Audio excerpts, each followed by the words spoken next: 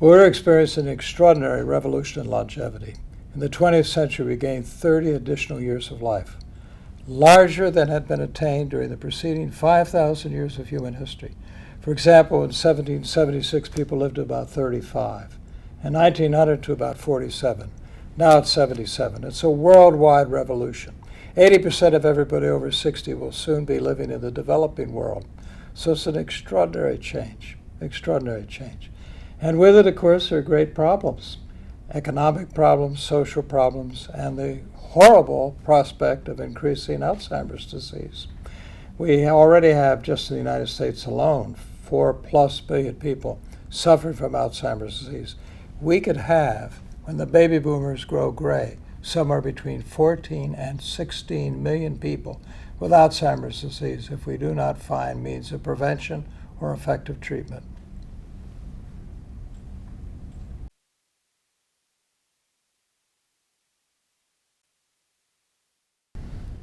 My own sense is we're having here another inconvenient truth. People are in denial. They don't quite want to deal with their own aging. So we have to alert the baby boomers to recognize that their own future is problematic. They have to become themselves strong advocates for change, for new resources to be expended in developing research in Alzheimer's disease, in new ways of helping people who already have it to live a higher quality of life.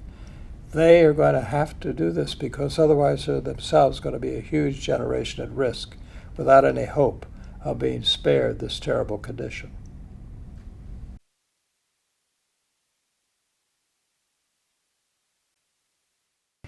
One of the most awesome aspects of this revolution of longevity is those individuals who need long-term care.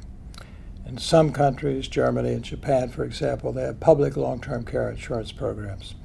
In other countries, particularly in the United States, they do not, which leaves us with terrifying prospect of people not receiving the kind of care they need.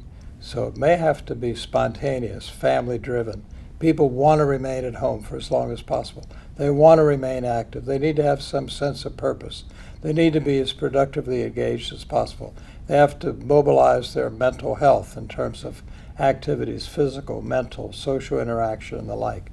All of that can help a great deal, but we need to have a society that sponsors this and is behind it. And so far, people are not really recognizing this need. I think people are afraid of their own aging. There's a lot of denial. We pretend it's not going to happen to us. And then there's prejudice with respect to age. We really undertake a good deal of discrimination. There's a lot of abuse of older people, especially older women. They're among the most abused people in the world. So it's a very frightening specter to be old and unprotected without the adequacy of expressions of human rights.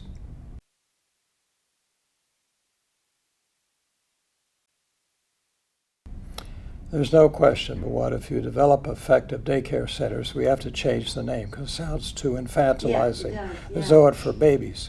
But if we had programs that brought older people together, they would enrich one another's lives. One of the ways they could do it is reviewing their life, just sharing memories and reminiscences with each other, drawing, painting, which also often can have the effect of being a reminiscence. That is, the kind of drawing may go back, as Grandma Moses did, with early representations of her early life.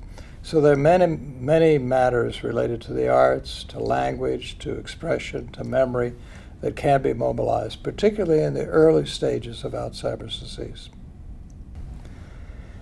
Nursing homes in America are still quite dreadful.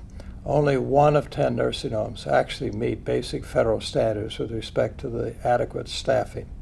So the idea of staff really having time to spend time with their patients devoted to enriching their lives is very unlikely, unfortunately. And we're talking about 1.5 million people in 15,000 nursing homes. Again, to repeat, only 1 of 10 we meet basic federal standards with respect to personnel. So we're going to have to change all that if we're going to make use of the role of the arts and the role of memory and other prospects of enlivening the lives of those with dementia.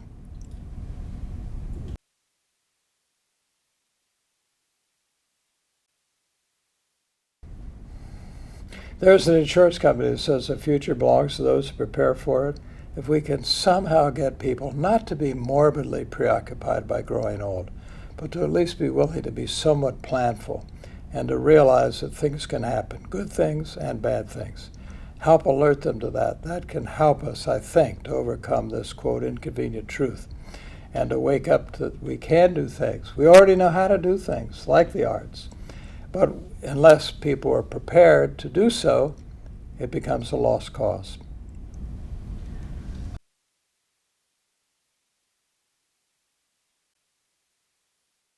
Many years ago, we learned that older people, and this was confirmed by other studies as well, who have a purpose in life, something to get up for in the morning, something that makes a difference, actually live longer and better than those that did not have such a purpose.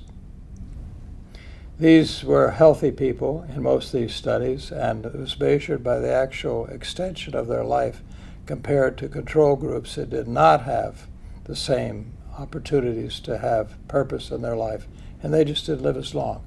So the metric was actually the number of years of life.